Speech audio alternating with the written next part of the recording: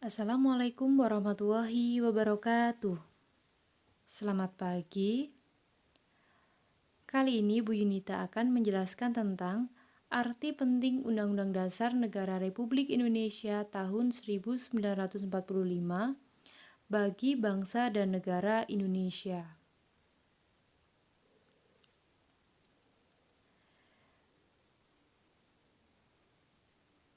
Sekolah dapat kita ibaratkan sebagai negara. Di sekolah, kita diatur melalui tata tertib sekolah. Sedangkan di negara, kita diatur dengan konstitusi atau undang-undang dasar. Lalu, apa sih fungsi konstitusi itu? Nah, ini fungsi konstitusi menurut Jimli Asidiki. Yang pertama, penentu dan pembatas kekuasaan negara. 2. Pengatur hubungan kekuasaan antar organ negara. 3. Pengatur hubungan kekuasaan antar organ negara dengan warga negara. 4.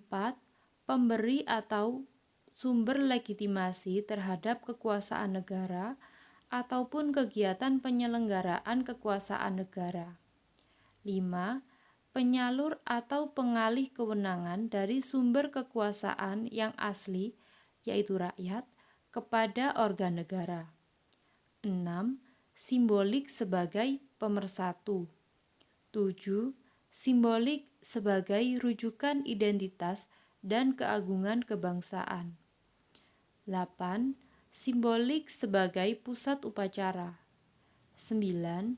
Sarana pengendalian masyarakat. Dan yang terakhir, sarana perekayasaan dan pembaruan masyarakat. Undang-Undang Dasar Negara Republik Indonesia tahun 1945 berisi aturan dasar kehidupan bernegara di Indonesia. Kedudukannya sebagai hukum yang paling tinggi dan bersifat fundamental karena merupakan sumber legitimasi atau landasan bentuk-bentuk peraturan perundang-undangan di bawahnya.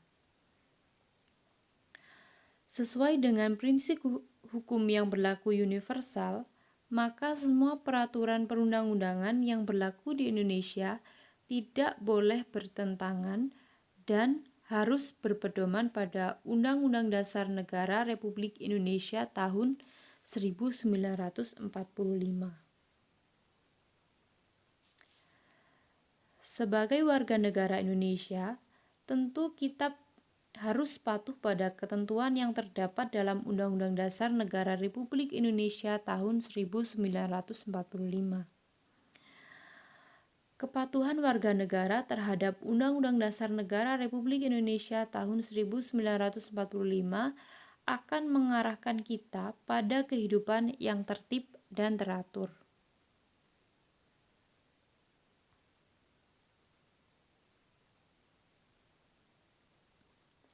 Sebaliknya, apabila Undang-Undang Dasar Negara Republik Indonesia tahun 1945 tidak dipatuhi, maka kehidupan bernegara kita mengarah pada ketidakharmonisan.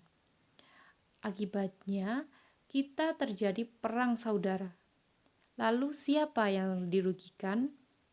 Pasti semua warga negara Indonesia. Karena hal itu dapat berakibat tidak terwujudnya kesejahteraan, bahkan mungkin bubarnya Negara Kesatuan Republik Indonesia. Oleh karena itu, ayo marilah kita berkomitmen untuk melaksanakan Undang-Undang Dasar Negara Republik Indonesia tahun 1945.